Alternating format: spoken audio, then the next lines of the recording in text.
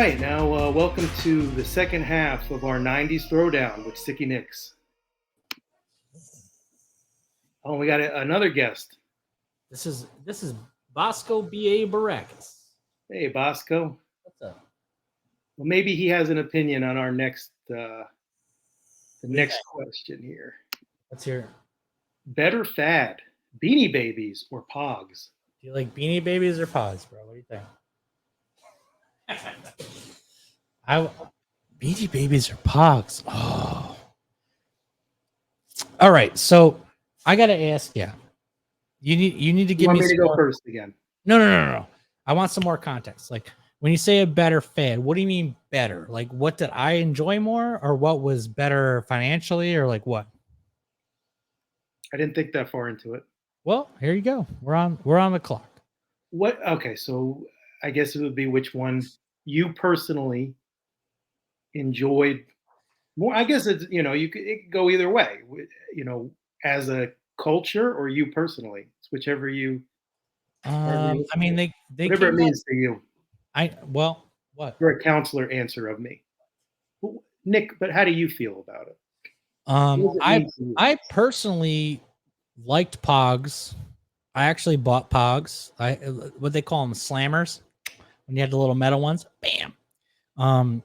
So at that time, which was early '90s, so we were talking '92, right? '93. Beanie Babies were crazy. As someone who collects things, I don't know. It's hard to see, but I have like a lot of toys still. I never bought a single Beanie Baby. However, I was in the realm because I bought action figures and I played Magic the Gathering and stuff like that. For me, Pogs, because there was actually at least with Pogs, there was something to do with them. Like it was a game.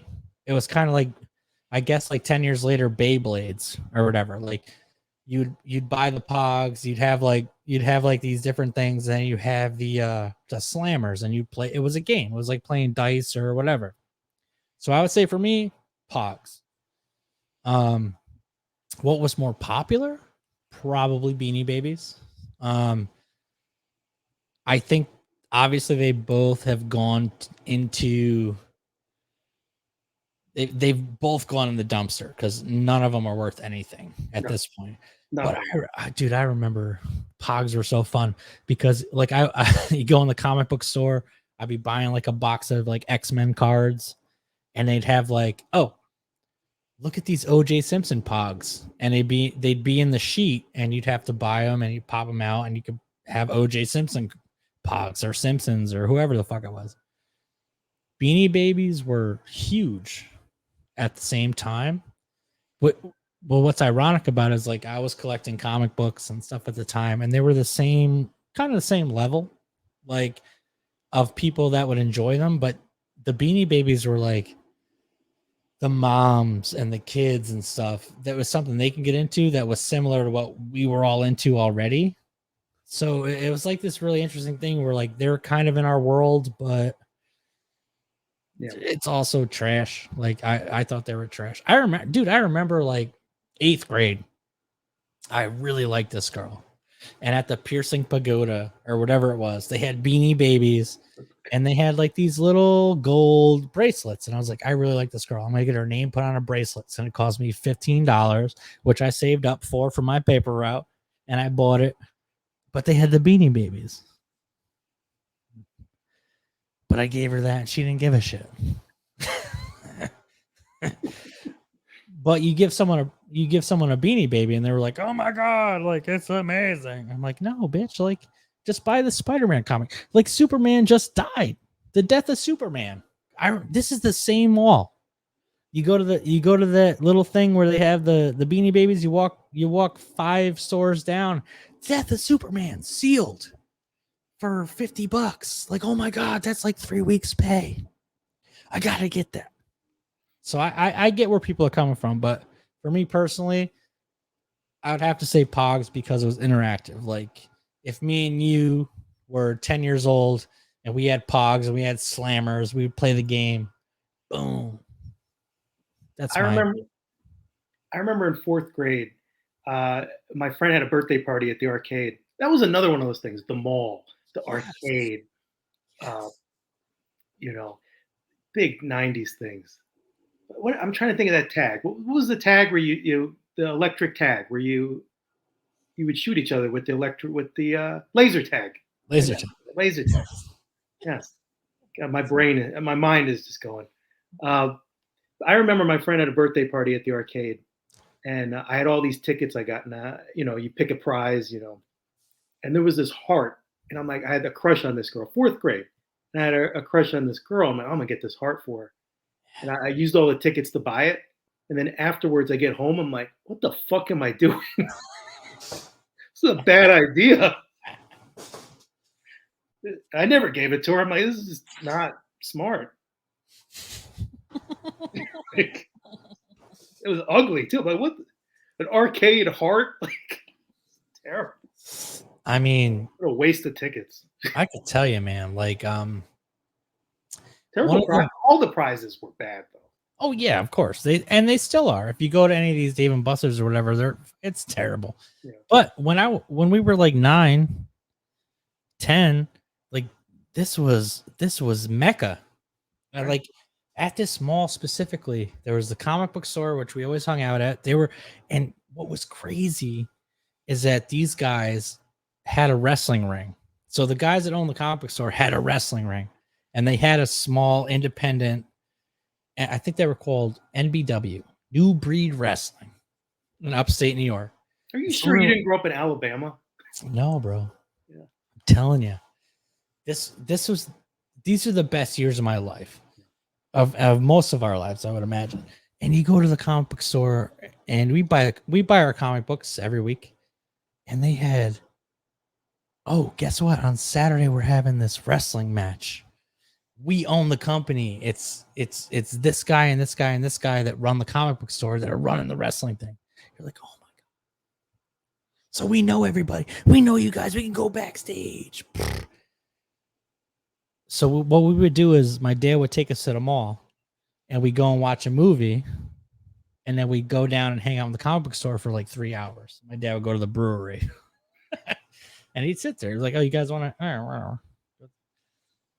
No, that's what it was. All about that. What are we talking about? The arcade with the wrestling ring. Yes. And so the arcade that was in the mall at the time, they did something crazy.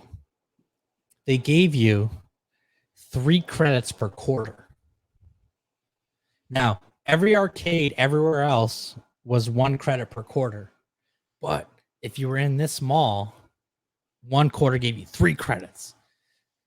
I literally remember sitting there when Mortal Kombat came out as a kid and watching people play Mortal Kombat. And I'm like, this is amazing. And then you get to play, you put a quarter and you get 3 lives. Like you can play for 15 minutes. It was the best.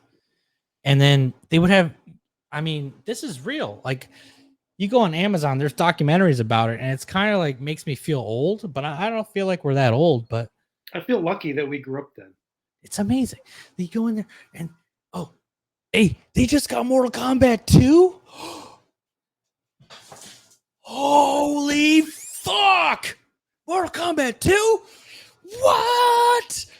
And there was a crowd. There was like 15 people watching people play Mortal Kombat 2. 25 cents for 3 lives. Fuck. And then it came out on Sega and whatever.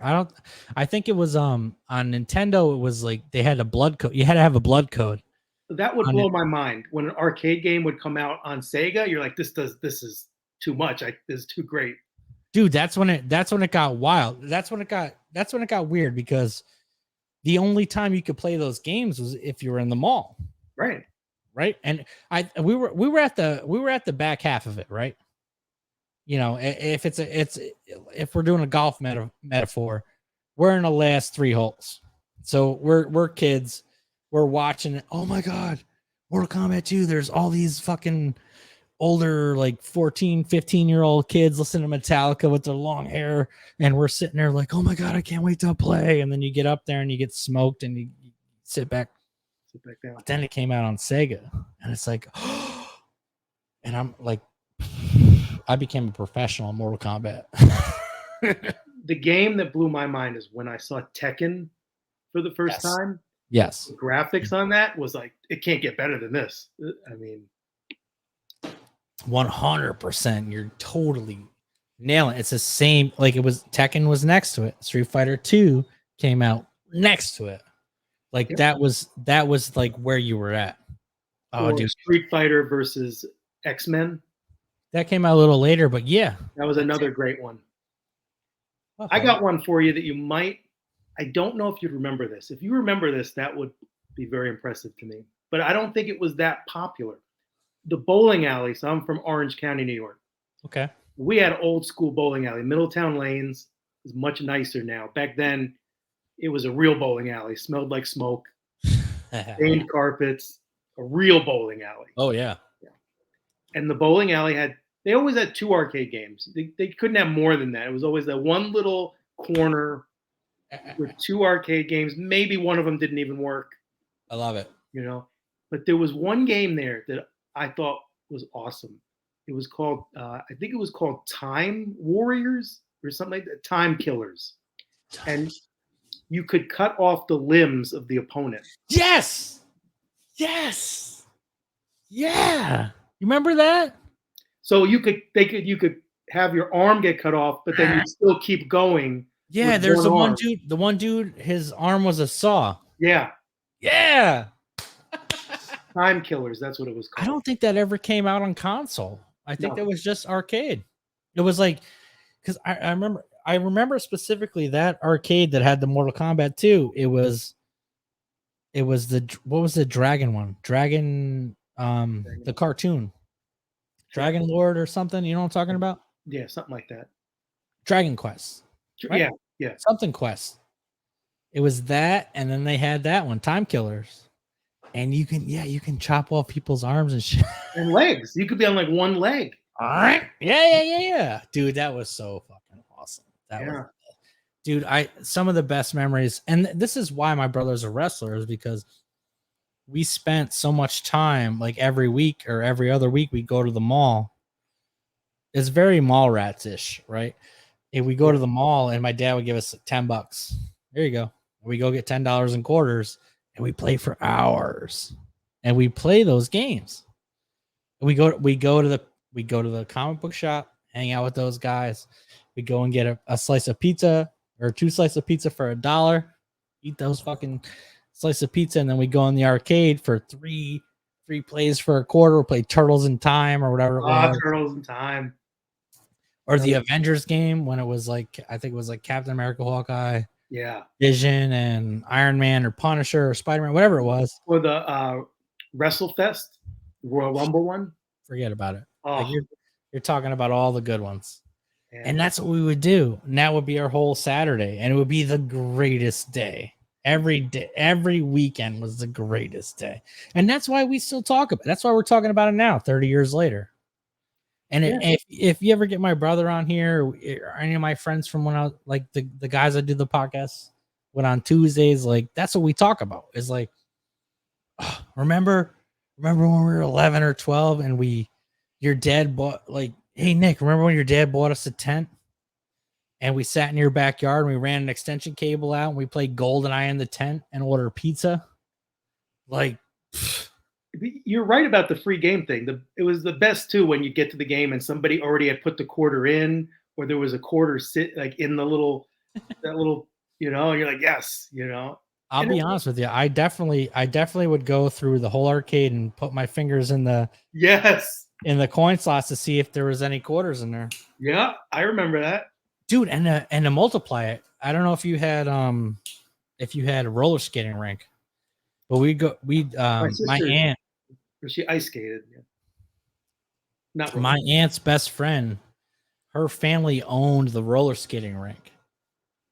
It's still there today. They're still super successful. So when we were kids, we'd go there, we'd roll around, And in the back was the arcade. So I'm like, Aunt Marianne, give me like $5 to play.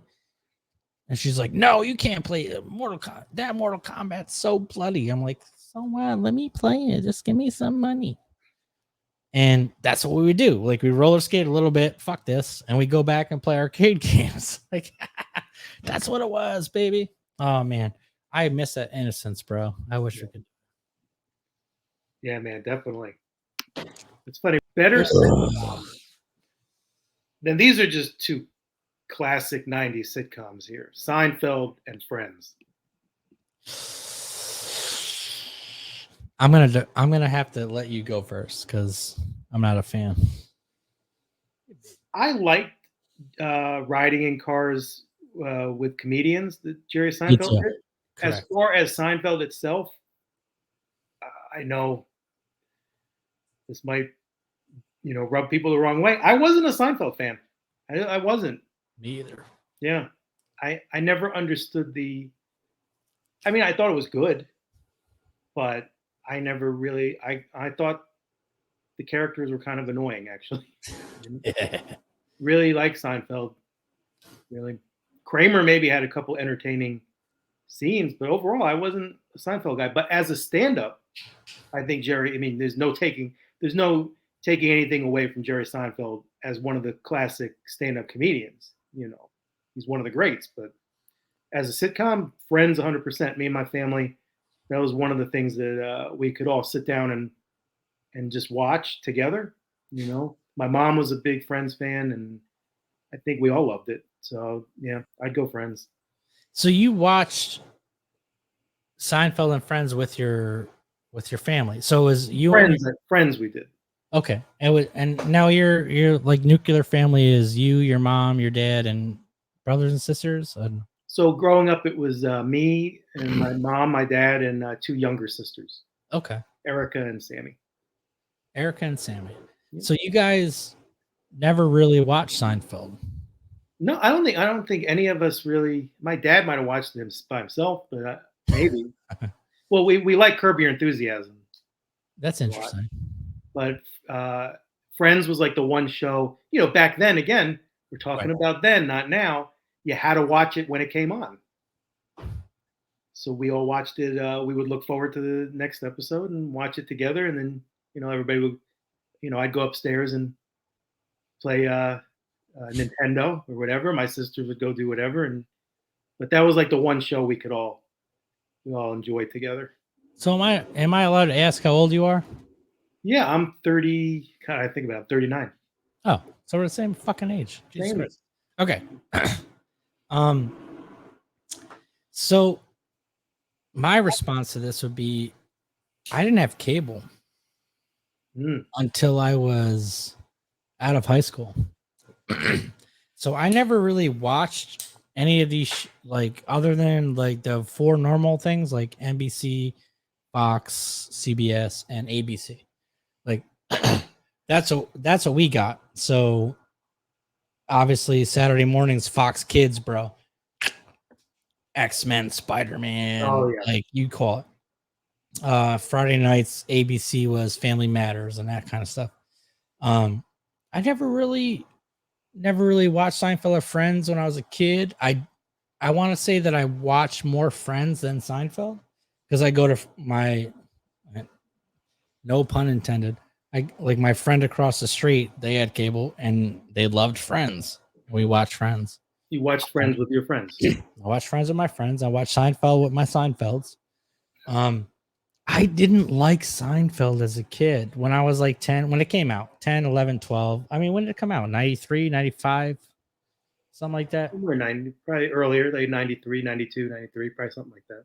Right. So we're talking like 12, 13. I wasn't, and this kind of dials back to what we were talking about earlier with the AOL stuff. I didn't have cable. So when I got my hands on a computer and I was going on AOL all the time and on the internet all the time, that's what I was like into. So I never really got to enjoy some of these sitcoms because we didn't have it. Like at my house, we didn't have it. We had one TV and my grandmother was a Nazi about it. You know, like this is what she's watching. That's it. It was Murder She Wrote, and that was it. That show was on for like 50 years. I know. But dude, if you want to, I can literally have a conversation about 90s what's that show? Days of Our Lives. I could talk all about Days of Our Lives because I watch it every day. My sister was a fan of that. Yeah, like I know all about Stefano and whatever. John and Marlena, right? Is that the two? Yeah. Dude, see, you know what's up. Well, that was her show. When we went, me and my family. I'm sorry, I don't know if you could hear that sound. Okay. It's from the phone. My family, we went to California when I was younger, probably end of middle school. I think we went to L.A. and we went to where Days of Our Lives was recorded because my sister was such a big fan. And the guy John Black, right? That was his name, John Black, the character. I don't know.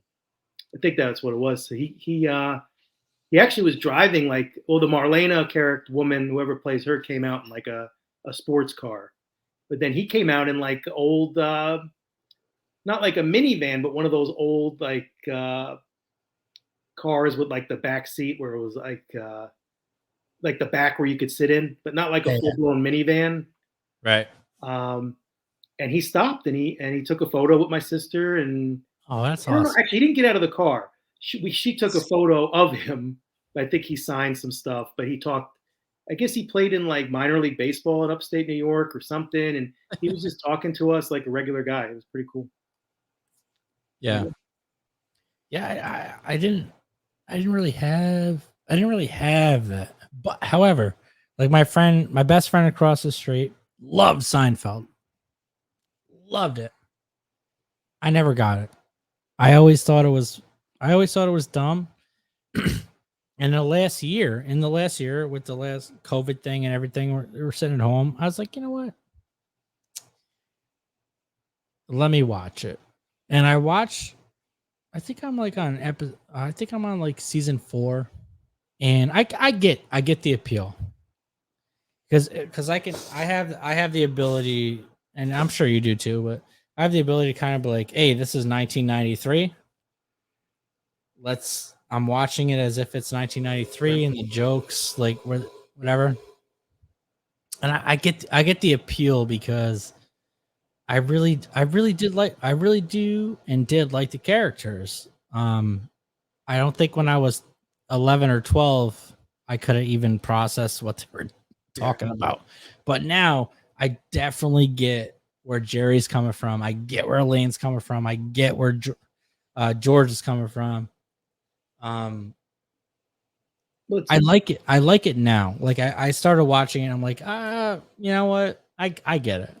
But when I was a kid, I loved Friends. I loved Friends. I actually bought the Friends soundtrack as one of those what are those what they call it, Columbia House. Columbia House lets you buy 12 CDs for a penny. And one of the CDs I bought was a Friends soundtrack. I really did like Friends. I'm gonna say in this particular situation, I preferred Friends. You had mentioned now Seinfeld. You brought better singer Mariah Carey or Whitney Houston.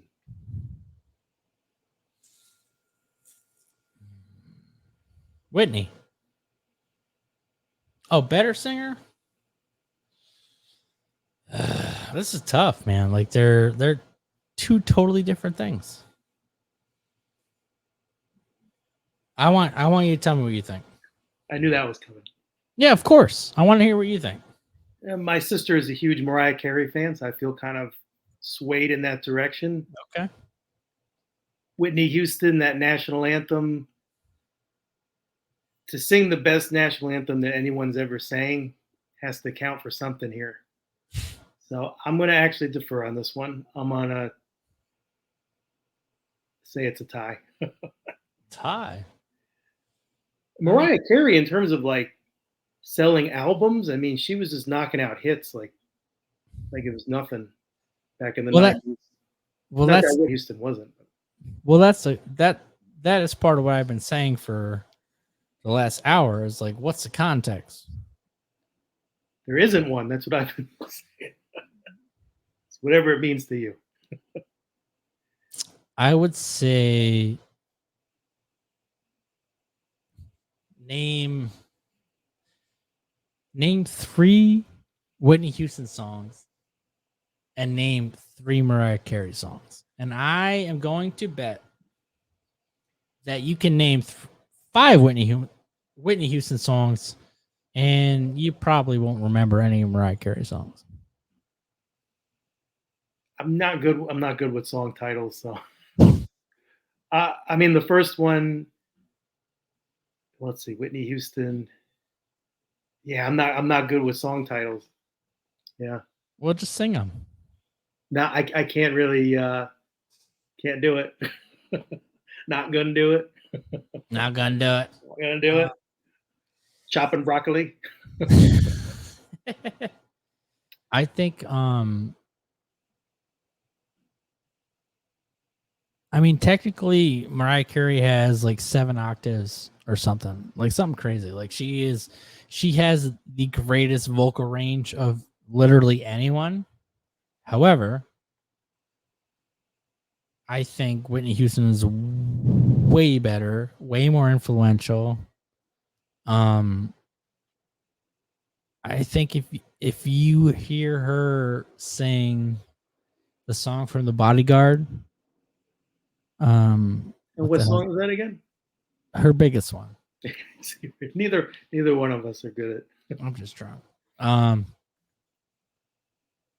not a trivia show. No, she like Mariah Carey ain't shit compared to Whitney Houston. Let's be honest. Like, what is no? Like, it's not even a comparison. In terms of hits, I think Mariah Carey had the longest running hit until what was that song? God, I'm so bad with song titles, but just recently her song got passed. But she had the record for the longest running single for a long time. And that's great. Who cares? There was she had a lot of hits, a lot of albums she sold. I don't know. I mean, but she also sang a bunch of bullshit. But she never sang. If you really think about it, I'll always love you. Whitney Houston did have a drop off there. Mariah Carey didn't really have one through that decade. What are you talking about? Like what? What when she started getting involved with Bobby Brown and all that stuff, I think Whitney Houston, there was a gap there in her career where she kind of dropped off there. Yeah, because she died. I'm saying before that. Before that. I'm not taking anything away from, like I said, I'm abstaining from this one. Well, I'll say that I can't think of one Mariah Carey song that's even on par with I'll Always Love You from The Bodyguard with Whitney Houston. That's fair. No, no, no, no. One more door.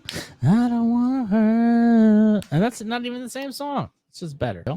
Better Company. Oh, Blockbuster, Ed Hardy, and then I added in Tap Out. I'm not even sure if that's a company.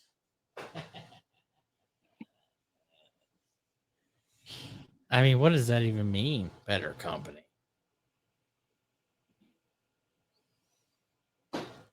Better Company in what sense? I don't know. Well, those were big companies in the 90s, was Blockbuster and Ed Hardy. Tap Out was more like 2000s. I probably could have left that one out. It's okay. I had a lot of Tap Out shirts. That's why I added that one. Do you really? Not anymore, but that early 2000s, yeah. Oh God, you're the worst person. Yeah. Yeah. So I guess we can say Tap Out is at the bottom of the list. Yeah, because it wasn't truly 90s. Well, also that like a lot of people had those shirts but did not fight. So that's dumb. That's why I was a poser. Yeah. I didn't say it. I'm just saying. Yeah. I think It is what it is. I think I mean Blockbuster was amazing. Ed Yeah, Hardy yeah. Ed Hardy's trash. Like You got to go well, Blockbuster. that was like a 3 or 4 year thing maybe before the UFC really took off. There's not much more classic 90s than Blockbuster. Oh, Blockbuster should still be alive. I know. You know, I think yeah, Blockbuster is. I mean, they crushed it until they decided they didn't want to do streaming, and that's where they failed. Hopefully, neither of us will ever be in a company where we make a terrible decision because we have ego.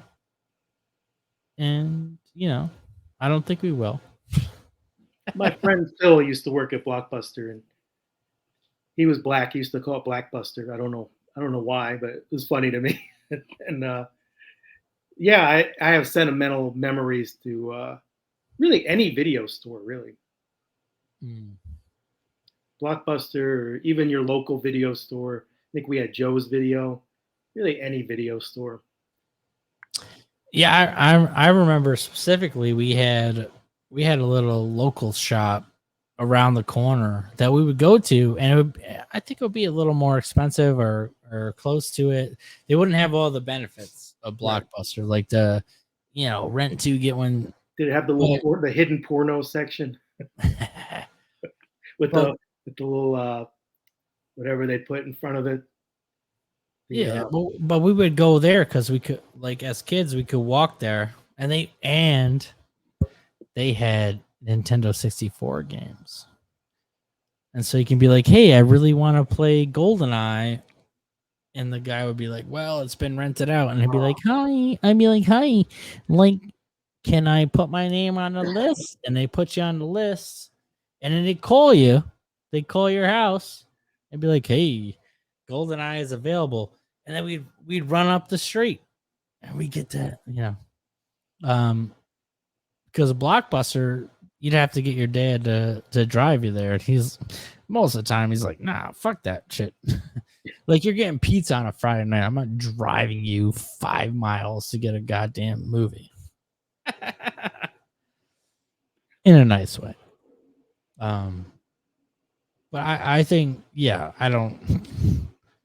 Ed Hardy and Tap Out is still corny to me. So I think Blockbuster is, yeah, they're amazing. I wish they would come back. I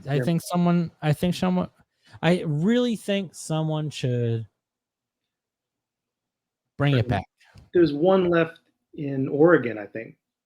That's right. Yeah. Oh, we should go, bro. We should road trip. go there and do like a vlog. It is pretty far away, but I would love to do that. I don't know if I could do that because it's in Oregon.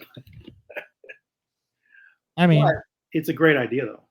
yeah, whatever. We don't have to. I'm just saying. You don't have to. You peer pressure me to go to Oregon. We don't have. If you don't want to, we don't have. Not even in Portland, I don't think. It's If like you're gonna be such a bitch. But no, I mean, I feel in the middle of nowhere in Oregon. It's probably like right on the Crater Lake. yeah, I mean, it's obviously in the middle of nowhere. It's terrible. No, It's but a very Oregon thing. That is the most Portlandia thing that they would have the last Blockbuster. All right. I think we're down to the last. there's literally an entire documentary about it. About the Blockbuster? The last Blockbuster. Yeah, I think it's on Amazon or Netflix. I'm not sure which one, but I watched it. I think I will watch that. I won't go to Oregon with you yet. Maybe one day. I'll go without you. I'll watch the documentary. You could go. I'll be like, hey, and I'll get like a little puppet, and I'll be like, hey, like a little marionette. I'll be like, hey, this is John. John's with me today. You could go, and I'll be here That's right. doing the show. Live streaming it. Yeah. All right. More annoying, Frosted Tips or AOL dial tone? Whoa. Whoa. That is savage. That they're not even in the same decade. I don't think. Well, Frosted Tips was like late 90s. That was around Sugar Ray. So AOL dial, I put dial tone, dial sound. That would have been that decade. Dude, you fucking you just hit a grand slam with this one. This is like, that's wild that you thought of this. What is more annoying? I honestly, Frosted Tips, because the AOL dial sound is something that I loved. It was like prepubescent, turned me on. I didn't know what being turned on was, but when it's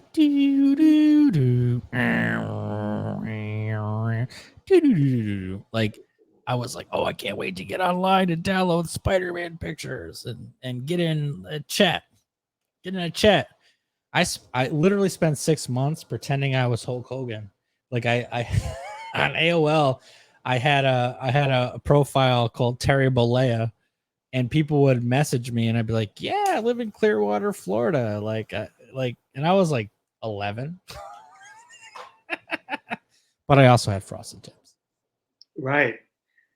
You know, it's kind of hard to vote for one when you were part of the problem. I did both. These two things were like, you basically just nailed like 27% of my personality when I was 11 years old. Yeah. I'm going to cue my high school photo if I can find it. High school yearbook photo. I definitely had Frosted Tips in my yearbook photo. Bro, when I was 17. It was 2001. Yep. That's when I graduated high school.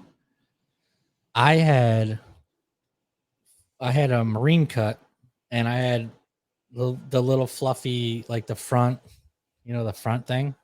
And I would change the color of my front wave, blue, red, purple, gray, green. Oh, you were. And you were one of them. I thought I was an NSYNC, bro. Oh, what was that store in the mall? Did you go to? I can't remember the name of it. There was one that always had the hair coloring, and the T-shirts. Remember all the T-shirts that they would have on Hot the wall? Topic, maybe. Hot Topic. Did you go to Hot Topic? Yeah, I had about 3 years of my life where I wore Jenkos and. Yeah. But after I got out of that and I got in the Abercrombie phase, I definitely had Frosted Tips in the front, and I would change the color. And I worked at in South Carolina when I was 18. I worked at one of the it wasn't Foot Locker, but it was another shoe store. So I always had the Adidas with the different colors. So if I had a green striped one, I'd wear those, and I'd have green on my hair.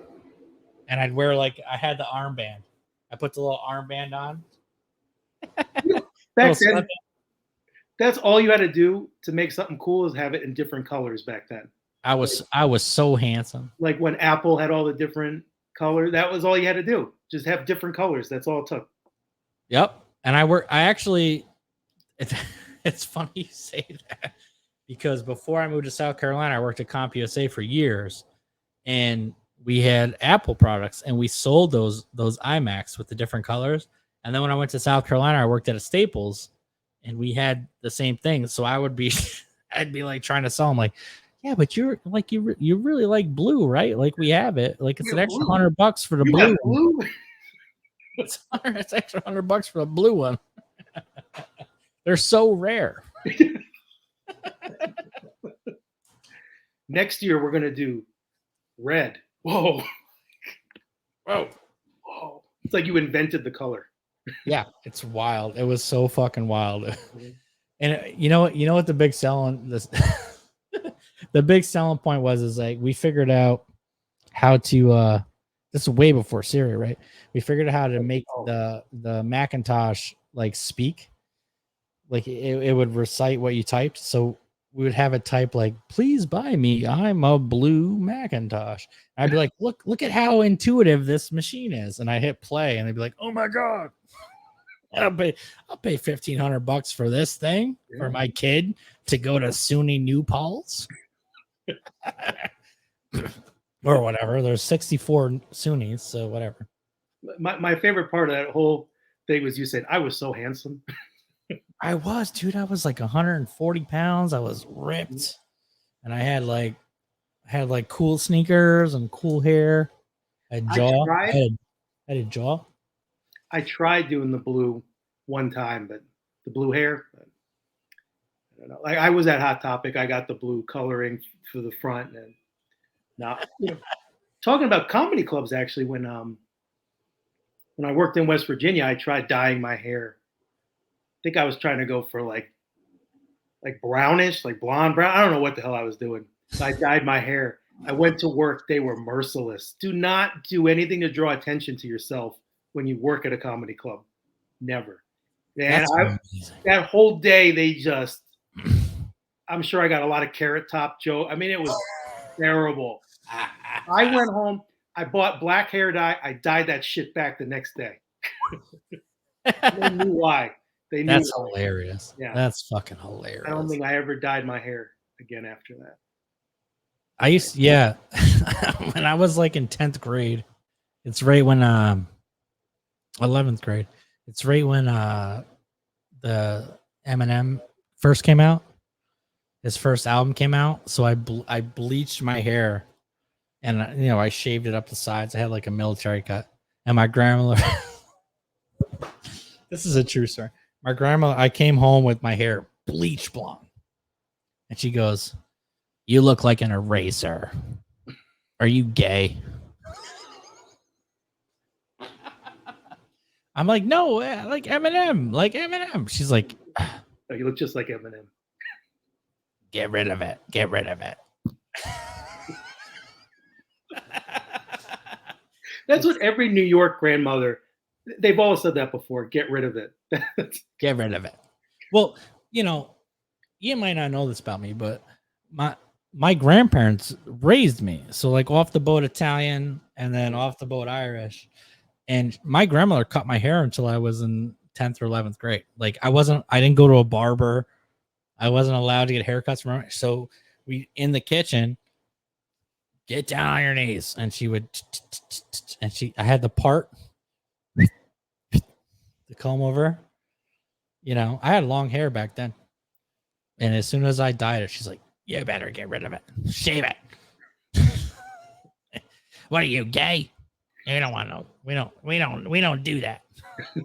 we don't do that. You look like an eraser. What the fuck? Did you? Yeah, I did though. I mean, I had blonde hair from here up. I looked ridiculous. She wasn't wrong.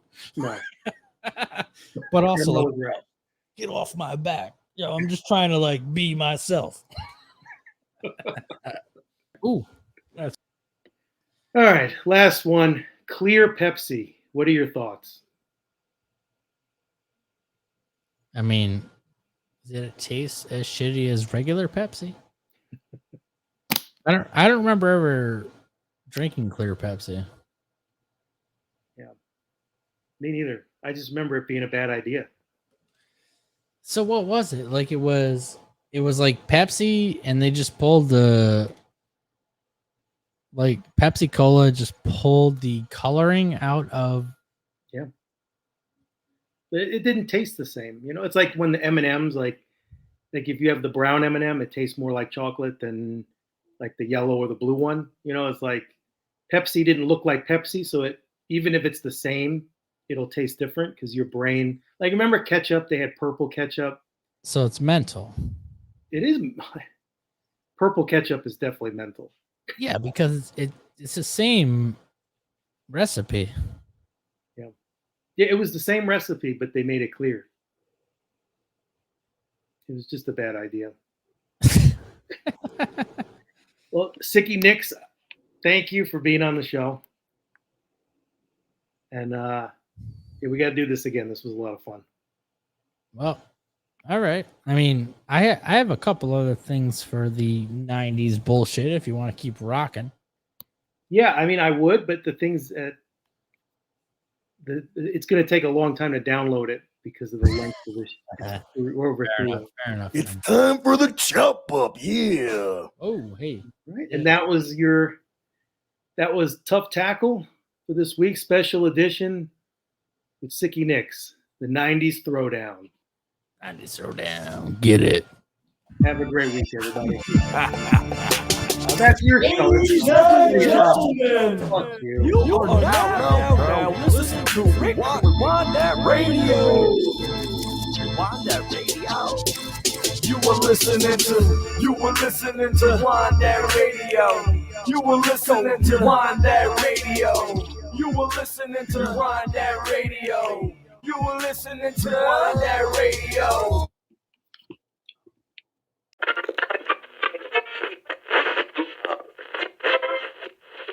Let's see it.